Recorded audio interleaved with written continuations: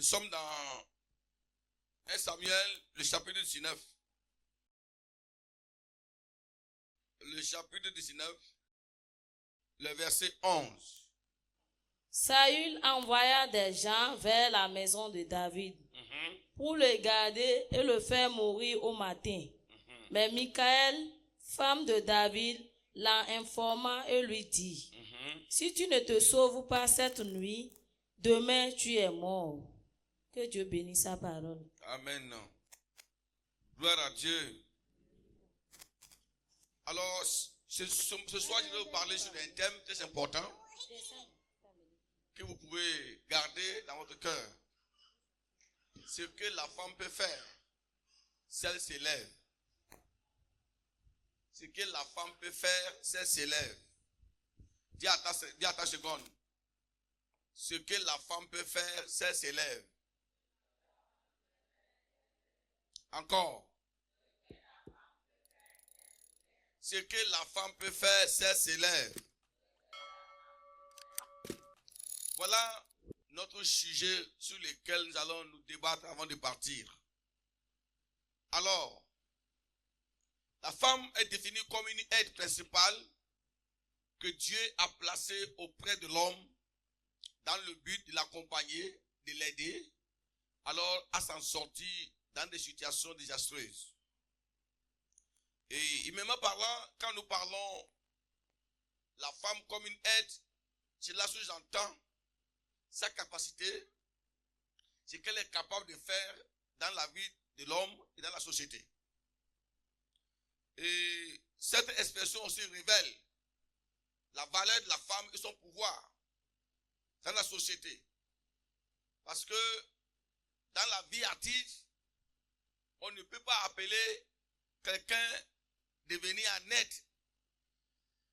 Alors, si celui-ci n'est pas démontré sa capacité, si la femme est définie comme, selon moi ici, comme une aide, cela montre que la femme est remplie de capacités, elle est remplie de pouvoir pour accomplir des choses très importantes dans la société, dans la vie de l'homme, dans les familles. Amen. Donc, ici, la femme, c'est la côte de l'homme. C'est une partie de l'homme. Nous sommes d'accord avec ça. La Bible déclare c'est la côte de l'homme que Dieu alors a fabriqué la femme. Ça veut dire la femme est un être alors à laquelle la vie de l'homme est intimement attachée. Quand on dit que c'est un être qui est fabriqué à partir de la côte de l'homme, cela veut dire que la femme c'est la partie de l'homme. Cela veut dire que la femme c'est l'homme en réalité. Cela veut dire également que l'homme ne peut rien sans la femme. Et ça veut dire, imaginez-vous que vous êtes là, quelqu'un vient enlever votre côte. Tu peux faire quoi? Si on enlève une de tes côtes, tu ne peux rien. Donc déjà, le fait que Dieu a enlevé la côte de l'homme pour en faire la femme, cela montre que l'homme est un paralytique. L'homme est un être insuffisant sans la présence de la femme à ses côtés. Donc, étant donné que la femme est une aide, c'est la côte de l'homme, celle-ci devait comprendre réellement ce qu'elle peut faire. Cela doit amener les femmes à comprendre qu'elles ne sont pas n'importe qui. Ce sont des êtres, je dirais, des plus importantes même de la terre. Alléluia. Donc, la femme, étant une être de l'homme, voudrait dire que c'est à travers elle que l'homme est chef. C'est la femme qui fait l'homme chef. C'est-à-dire, c'est elle qui fait que l'homme a sa valeur, l'homme a sa royauté, l'homme a son royaume.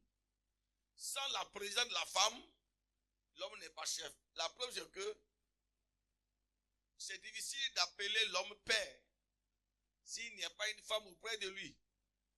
Et dans la vie active même, un homme qui n'est pas marié, il a tellement moins de valeur que celui qui est marié.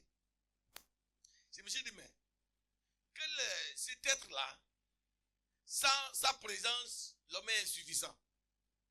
On peut mettre des cabris, un chien auprès de l'homme, mais cet animal ne peut jamais donner l'homme à sa valeur. Un homme peut avoir de l'argent, des fortunes. Sans la femme à ses côtés, alors il ne peut rien. Donc, si la femme se lève, ce qu'elle peut faire est un enseignement qui révèle la capacité cachée de la femme, ses potentialités que Dieu a données pour sauver l'humanité, pour sauver alors des vies, pour bénir. Ce que la femme peut faire, c'est se lève, nous enseigne également que la femme est un instrument à travers lequel Dieu veut utiliser pour relever des grands défis. Même si dans la société, dans certains pays, la femme semble être moins considérée ou bien être exclue, mais les conséquences alors montrent que dans ces pays-là, que sans la femme, même la société est vide. Vous voyez, elle est le complément du vide de l'homme. Et une société dans laquelle il n'y a pas de femmes, on voit que cette société n'est pas de sans égalité. Elle n'est pas de côté. Il y a quelque chose de bizarre qui entre dedans. Et quand la femme perd sa valeur, les conséquences tombent sur tout le monde. Donc, cet enseignement a pour but de nous montrer la capacité de la femme, sa potentialité, ses forces que des hommes ignorent. Celui qui connaît Dieu, qui a plongé ses regards dans la présence de Dieu, peut connaître ce que j'ai dit, peut connaître vraiment la valeur, la capacité et les potentialités de la femme. Et c'est donc grâce à Dieu qui m'a permis de connaître cette valeur de la femme dans ma vie. Et c'est pourquoi ce soir nous sommes là pour nous amener à comprendre ce que nous sommes capables si on se lève. Se lever, c'est là de prendre un engagement. C'est aussi là de prendre conscience de ses propres capacités. C'est là de prendre conscience de ce que vous êtes devant Dieu. Se lever aussi, c'est là de prendre conscience, alors à connaître la manière dont Dieu vous considère. Vous savez, vous pouvez être important, avoir toutes les qualités. Mais si vous n'êtes pas conscient de ce que vous êtes, alors les gens m'ont parlé, mais vous ne pourrez jamais faire quelque chose de potable. J'ai découvert quelque chose de très important dans la vie des femmes. J'ai constaté que la plupart des femmes sont importantes. Elles ont des valeurs, même les femmes qu'on considère comme les plus faibles. Quand vous causez avec eux et que vous rentrez dans leur domaine, vous rentrez dans leur esprit, vous découvrez qu'en réalité, elles ont des capacités, des potentialités cachées. Seulement des événements de la vie qui sont venus les étouffer, qui sont venus les faire comprendre qu'elles ne sont rien. Je voudrais que ce voile que l'ennemi a mis dans notre tête là soit déchiré. Afin que chaque femme soit capable de découvrir ce qu'elle est devant le Seigneur et ce qu'elle est capable de faire. Et je dis souvent, si l'homme pouvait comprendre ce qu'est la femme, sa valeur, tous les hommes devaient être heureux normalement. Malheureusement, quand nous prenons 100 hommes, à peine vous trouverez 20 hommes qui connaissent la valeur de la femme. Ce qui fait que beaucoup d'hommes n'évoluent pas, beaucoup d'hommes ne réussissent pas. Parce que ils ne sont pas encore arrivés à déchirer le voile qui les empêche de connaître la valeur de la femme. Si des hommes peuvent connaître votre valeur et savoir qui vous êtes comme Dieu vous considère, tous les hommes doivent être heureux. Je ne dis pas que la femme n'a pas d'erreur, qu'elle n'a pas de faiblesse. Mais moi je parle les capacités que Dieu a placées dans la vie de la femme pour l'homme. Malheureusement, beaucoup d'hommes se battent. Ils pensent qu'ils peuvent réussir sans la femme. Ils pensent qu'ils peuvent se lever. Ils pensent qu'ils peuvent relever les défis. Ils pensent qu'ils peuvent tout faire. Et en étant dans cette position, certaines femmes se sont laissées contaminer en disant que c'est vrai. Sans l'homme, on ne peut rien. C'est vrai, nous ne sommes rien. Si on était quelque chose, c'est tellement des hommes n'allaient pas nous mépriser jusqu'à ce point. C'est vrai, c'est tellement Dieu nous a créés vraiment inférieurs. Nous ne sommes pas tellement importants. Je voudrais, à la fin de mon enseignement ce soir, vous amener à comprendre que vous avez tellement de la valeur. Et vous avez la force et la capacité, même plus que les hommes. Dieu n'a pas dit que l'homme sera une aide pour la femme. Il a dit que la femme sera quoi? Une aide pour l'homme. Et Dieu n'a pas dit quand Ève a vu Adam, elle s'est réjouie. Hein? Dieu dit oui, c'est quand Adam a vu Ève, il s'est réjoui.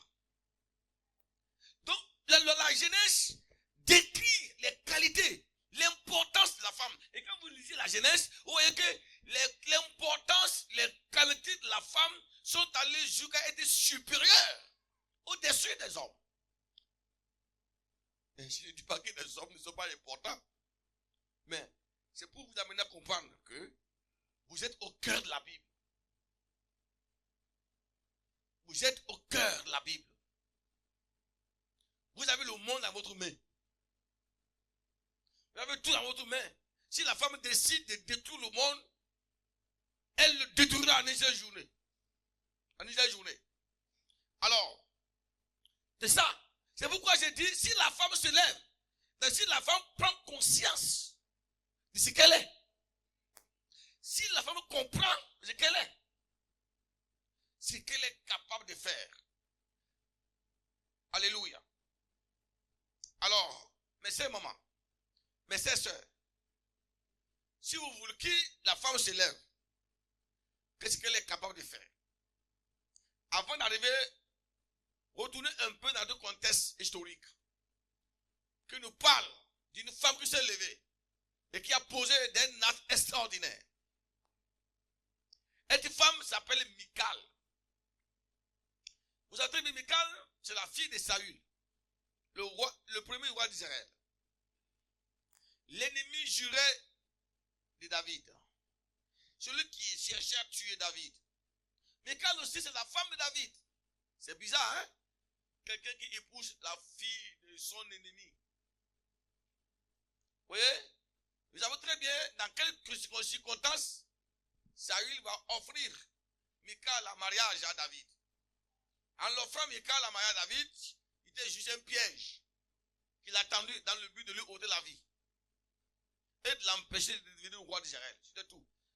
Saül n'a pas donné sa fille David en mariage de tout cœur. Elle était comme un piège qu'elle a tendu alors à Saül.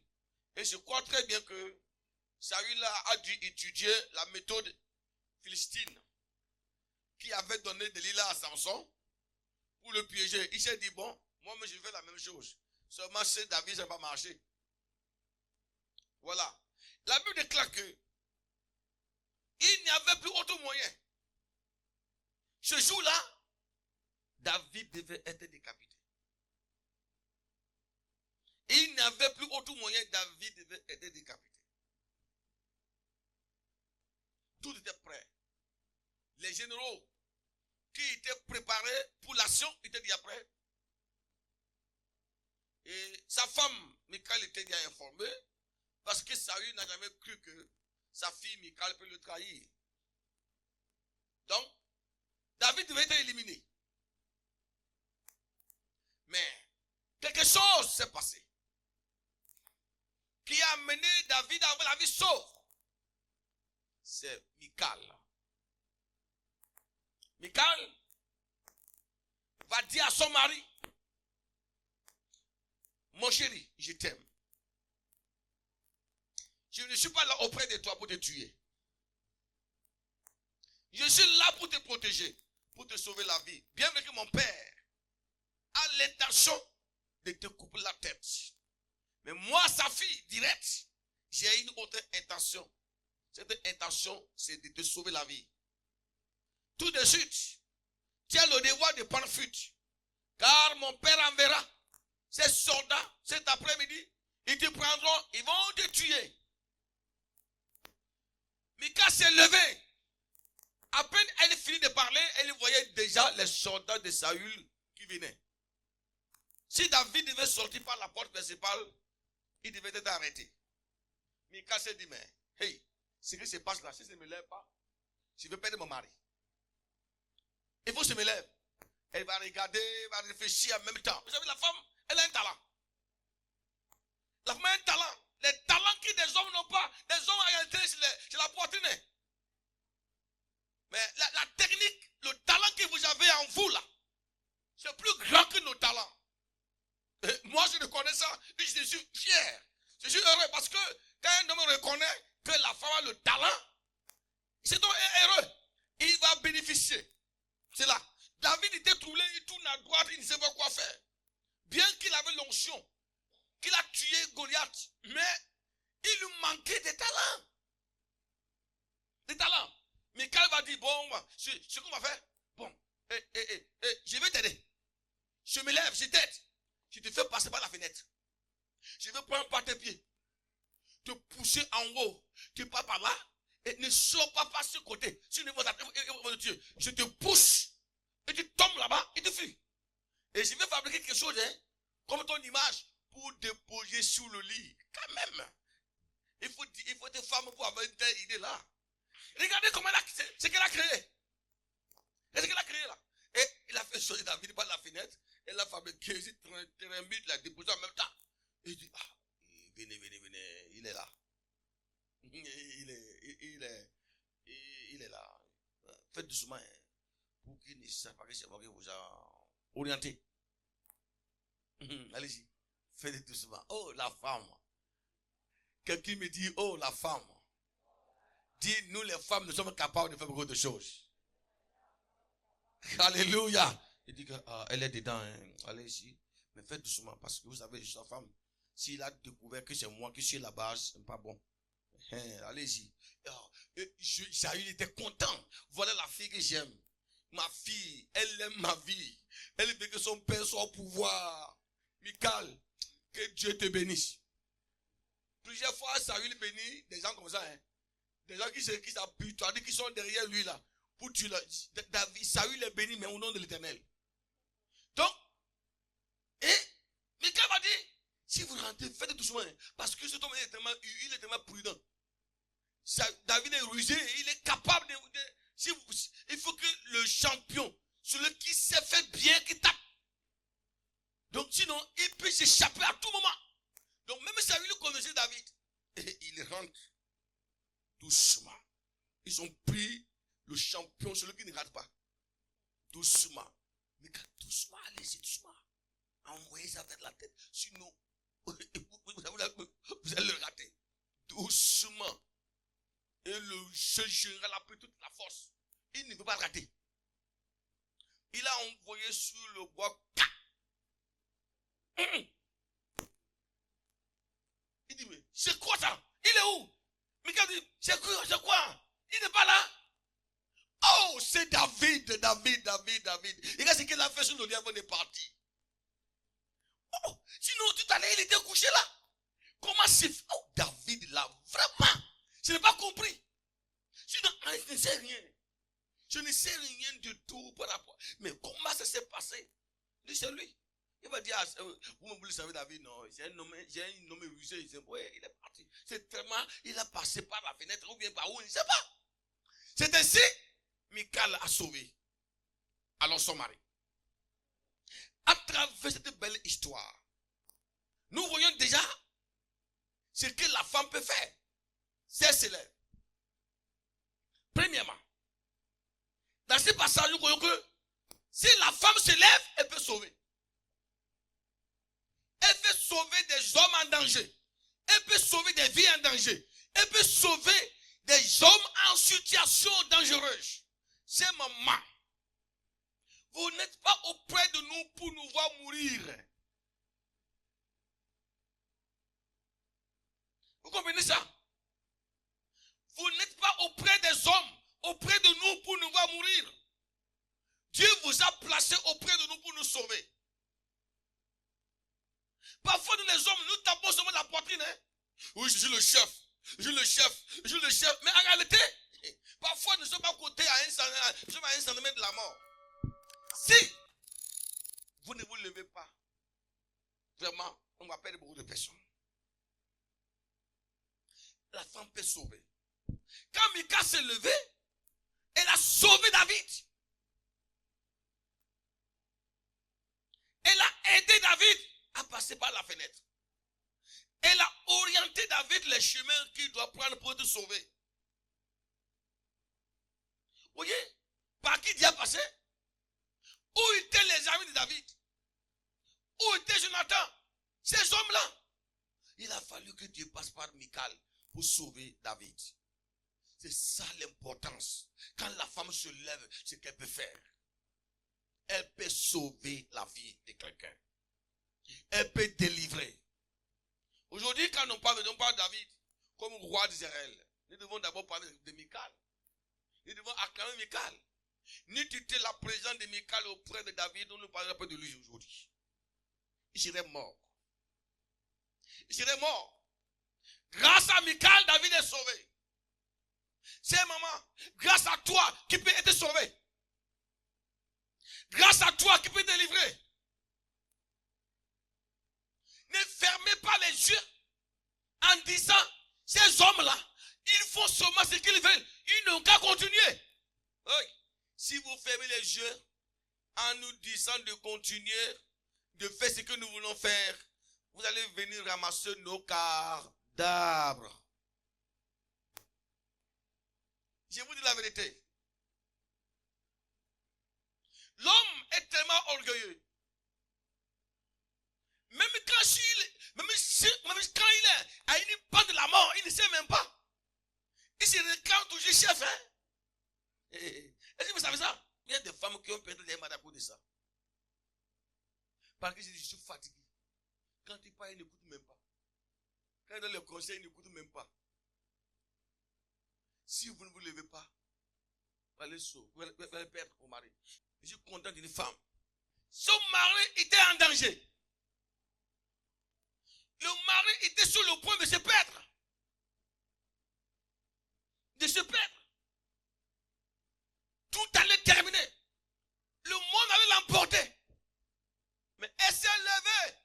Elle est venue me voir à la maison du papa. Lève-toi au secours. Au secours. Ça m'a marqué. L'attitude là-dedans m'a marqué. Elle s'est levée. Pas pour critiquer ton mari, pas pour parler mal de son mari, mais elle s'est levée et dit, papa, au secours. Je suis sur le point de perdre mon foyer. Elle s'est levée. Je suis sur le point de perdre tout. Au secours, c'est toi qui peux m'aider. Ah. Quand elle s'est levée tôt, moi j'appelle le mari. J'appelle le mari. Devant elle. Dieu m'avait utilisé le jour-là. Il a dit, hey, mon frère, tu t'en vas pour mourir. Hein? J'ai parlé chaudement contre l'homme là. Il dit, mon frère, si tu ne trouves pas une femme qui peut doiter le mal que tu es en train de faire, tu n'as plus de femme. Une femme qui est incapable d'ouvrir les yeux de son mari à voir le danger qui est devant lui, n'est plus une femme. Et une femme qui dit, c'est ce qu'il veut, non? Il n'est qu'à continuer. Quand il va cogner ça, il sera là. Qui t'a dit que s'il cogne, il va vivre? Hein? Qui t'a dit s'il cogne, il va vivre? Mais c'est un moment, ne laissez pas vos maris cogner. Pour prendre conscience. Il y a des choses quand on cogne, on n'arrive plus à vivre. Hein? Apprenez à prendre attention. Et se lever. Le jour où il a parlé à son mari. Il a tremblé, il s'est mis à genoux. Il s'est mis à genoux devant sa femme. Pour demander pardon. Ainsi, elle a sauvé son mari du danger. Elle a sauvé son mari à ce jour-là. Il partait. Il serait emporté par le monde. Vous savez, il y a ce que vous ne connaissez pas. le cœur de l'homme est balançant. Et l'homme, il n'a rien de plus léger que l'homme. Hein. Le cœur de l'homme là, ça balance comme papier quoi. Si un homme n'a pas vraiment l'esprit de Dieu en lui, il est comme un papier qui balance. Tout ce qu'il voit là, ça le traverse la tête. Est-ce que ça là c'est pas? Est-ce que ça là, c'est ça? L'homme est toujours balançant. Il veut toujours toucher tout ce qu'il voit. Quand vous prenez 100 femmes, hein, si on veut faire le taux de fidélité des femmes et le taux de fidélité des hommes, beaucoup de femmes sont fidèles. Ou bien c'est un moment. Oui, beaucoup de femmes sont fidèles. Que les hommes, hein. Vous savez pourquoi? Le cœur le met dans ça. Elle s'est levée, elle a sauvé son mari. Mais si elle se disait que je m'en fous, fais ce que tu veux. Le jour que tu vas cogner le mal, tu sauras que je dis la vérité. Le mari allait cogner beaucoup de choses. Et imaginez-vous, il va tomber sur nous le holo. Sur une deuxième femme. Grossesse vient. C'est un problème ça. Oui, comment ça va venir? C'est comme ça. Elle s'est levée, elle a sauvé son mari. Alléluia. Mika s'est levée, elle a sauvé son mari. Elle a sauvé son mari. Si tu te lèves, tu vas le sauver. Ne regardez pas ses faiblesses. Que son comportement ne t'énerve pas à prendre l'engagement à ne plus intervenir. Si tu en es parmi vous là, il y a des femmes qui ont pris l'engagement de ne plus parler. Je connais, il y en a. Si c'est qui, mais il y en a parmi vous des femmes qui ont dit, moi j'ai fini. Je ne parlerai plus. Il n'est qu'à faire ce qu'il veut. Il n'est qu'à faire ce qu'il veut. Il n'est qu'à aller cogner. Le jour qu'il va cogner ça, il saura que j'ai de la valeur. Mais chère maman, si le diable sait que ton mari va cogner avant de connaître ta valeur, s'il cogne, il va le tuer. Pour qu'il ne revienne jamais pour découvrir ta valeur. Si Michal disait, David est roi, il est un guerrier, il sait tout. Hey, je m'en fous. Et puis j'échappais, il allait perdre son mari. Elle allait perdre son mari. La vie de Michal nous enseigne le devoir de la femme. Elle nous enseigne le devoir de la femme à l'endroit de l'homme. Lèvons-nous. Nous traversons un moment difficile. Au moment où les hommes sont conquis. Les hommes sont conquis par le diable. Les hommes sont conquis par des serpents. Les hommes sont conquis. Ils sont harcelés par les puissances de ce monde-là. Frère, c'est un moment. Je vous dis la vérité. Les hommes sont conquis par tout vent.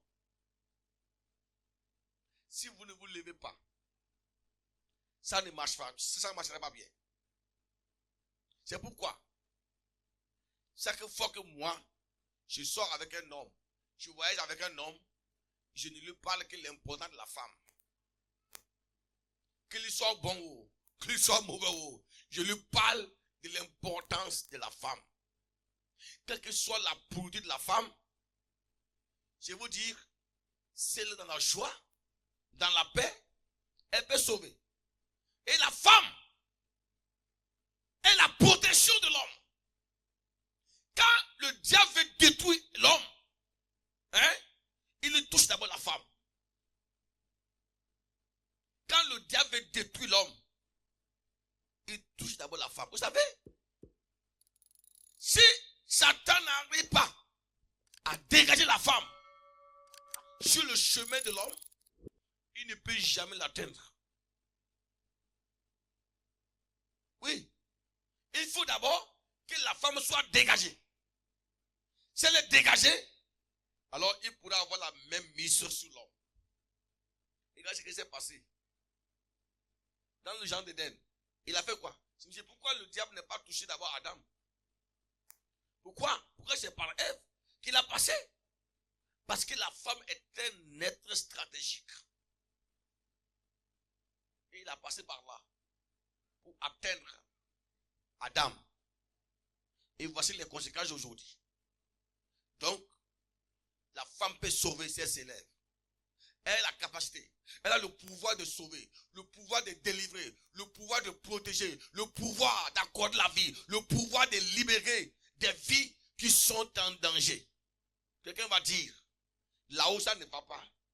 Si la femme entre dedans, ça marche. Là-haut les hommes fuient là. Si la femme entre dedans, avec engagement, ça doit marcher. C'est la vérité. Mais quand la femme croise les bras, c'est les cadavres qui vont tomber. C'est les cadavres qui tombent.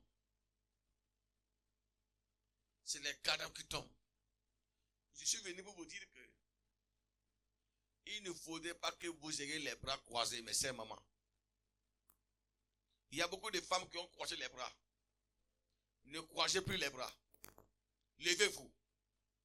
Car Dieu veut passer par vous pour sauver des vies. Beaucoup des hommes sont en danger. Sans vous mentir. Beaucoup des hommes ne vivent plus. Beaucoup des hommes sont harcelés. Je vous dis la vérité. Vous ne savez pas ce qui se passe au dehors avec ces hommes-là.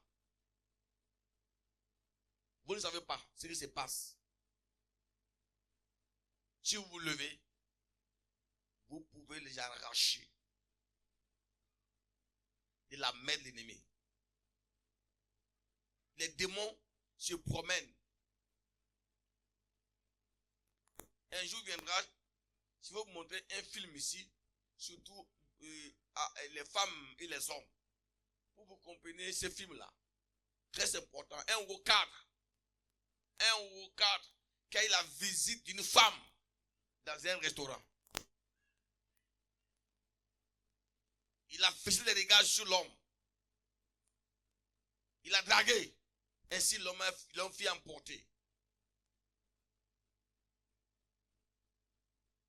Il emporte dans le monde des ténèbres là-bas. Et il célèbre le mariage avec cet homme là-bas. Tout. Elle revient physiquement et elle prend la place de la maison. L'homme qu'on pas détester maintenant sa première femme en disant que non, qu'il était trompé, j'étais trompé, il ne voulait pas cette femme-là. Ça m'a dit, mais c'est pas possible. Mais la femme que tu as adoptée, comment tu vas penser comme ça? Il dit à sa maman de sortir. Il va renvoyer sa femme et sa propre maman. De sortir de la maison, il veut être en paix. Que depuis qu'il est marié, il n'est jamais en paix. Que c'est quand il a trouvé la nouvelle femme maintenant, il gagne sa paix. Il chasse la maison, sa maman qu'il a mis au monde, il chasse sa femme. La femme est partie. Et cette sorcière a pris le contrôle de la maison. Un jour, Dieu va dire à la femme là, ce n'est pas le temps de croiser les bras. Lève-toi. Quand ton mari est conquis, il est gagné par le diable. Lève-toi. Va conquérir et arrache ton mari. Tu ne peux pas bâtir une maison pour le diable. Tu as souffert avec lui, pas pour la cause de Satan. Elle se levait.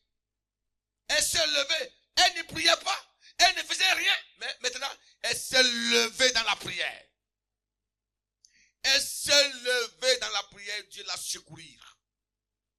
Dans cette prière-là, le Seigneur va intervenir. Une grande bataille s'est engagée dans le monde des ténèbres avec la dame. Ils sont pasteurs la seconde dans le combat avec la belle-mère. Le combat était vraiment intense avant que le mari ne soit arraché de la main de l'ennemi. Ce n'est pas tous les hommes qui ont le discernement. Ce n'est pas tous les hommes qui ont la sagesse de comprendre des choses. Oui, ce n'est pas tous les hommes qui ont le discernement. Moi, j'ai été piégé plusieurs fois par des forces de ténèbres dans mes réveils. Il y a des parfaits serpents qu'on m'a donné. Des parfaits serpents qu'on m'a donné. Une fois, une dame devait me conduire. On m'a dit, bon, la sœur va te conduire à l'hôtel. C'était un serpent. J'étais en train de dire au pasteur, mon cœur n'est pas tranquille, que celle-ci me conduise. S'il y a un jeune dans l'église, même si j'ai une moto, il peut me prendre et m'amener. Il m'a amené. Mais le lendemain, la même soirée, celle que le pasteur m'avait désigné de m'accompagner là, ce prière, elle est tombée dans l'église. Voilà ce qu'elle disait ceci. Qu'ils ont préparé me mettre dans leur voiture et me paralyser. Me paralyser. Mais Christ a refusé. Publiquement. Donc tous les hommes n'ont pas de discernement. Tous les hommes n'ont pas ce niveau pour comprendre. Lève-toi.